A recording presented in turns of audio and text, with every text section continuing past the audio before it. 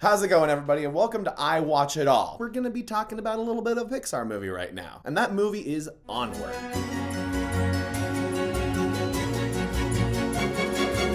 Now, for those of you who don't know, it is a Pixar movie that is currently available on Disney Plus and was put on Disney Plus back in April after its theatrical release got kind of cut short by events.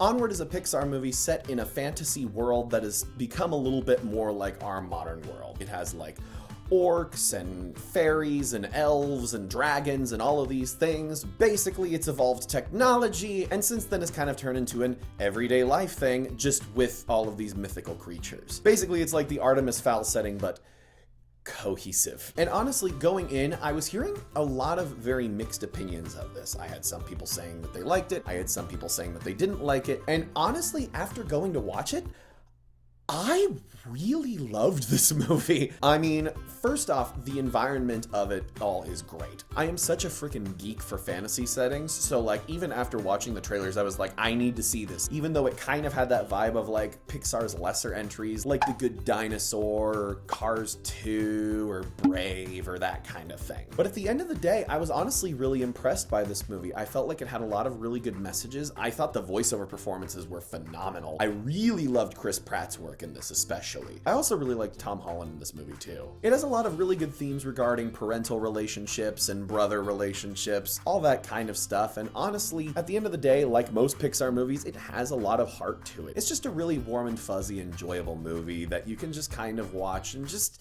you know, be happy, which is kind of rare nowadays. If there are any negatives to it, it would just be that the story is kind of pedestrian and predictable, but honestly, that's kind of a nitpick. That's kind of a thing that Disney is guilty of. It's definitely more guilty of that than most Pixar movies, because most Pixar movies just really know how to focus on that simplicity and make it work so well. But this one just kind of was more of a Disney movie in that it had that more traditional arc. It's pretty predictable. It's pretty easy to follow. You're not going to really be surprised by anything. It's pretty standard. But at the end of the day, that's kind of a nitpick, and I liked way more things about this movie that I didn't like, and I would strongly recommend it. I actually think I liked it more than most people did. Again, I'm such a huge fantasy geek. I really love all the fantasy settings. I love the constant references to Dungeons and Dragons. I love the characters. I love the whole focus on the brother relationship. It's just really fun to watch, and it's really heartwarming. As somebody who has a brother, it was really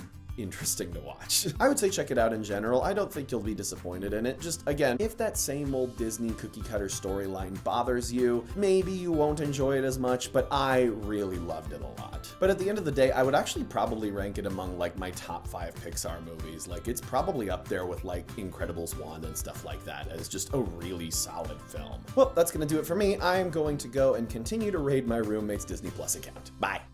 Thank you for watching this video.